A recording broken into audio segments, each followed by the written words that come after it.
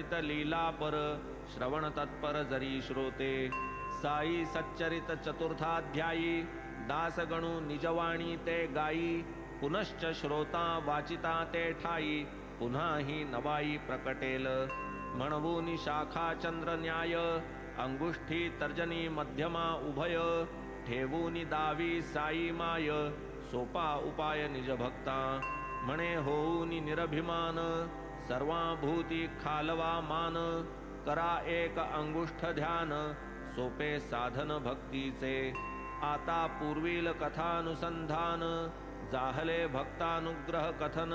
पुढील अपूर्व चरित्र श्रवण अवधान पूर्ण परिसिजे। शिर्डी जाहले पुण्यक्षेत्र बाबांचे निते अतिपवित्र। यात्रा वाहे अहोरात्र येती सत्पात्र पुण्यार्थी।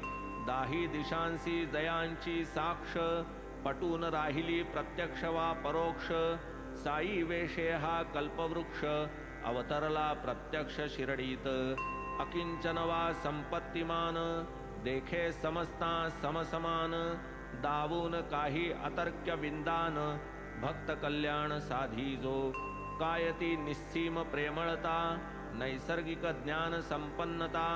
तैसीच आत्यंतिक सर्वात्म भावता धन्य अनुभविता भाग्याचा। कधी दृढ मौन धारण हेच जयांचे ब्रह्मव्याख्यान। कधी चैतन्य आनंद घन भक्तगण परिवेष्टित। कधी गूढार्थ ध्वनित बोलणे कधी थट्टेने विनोद करणे। कधी संदिग्धता सोडून देणे कातावणे चालावे।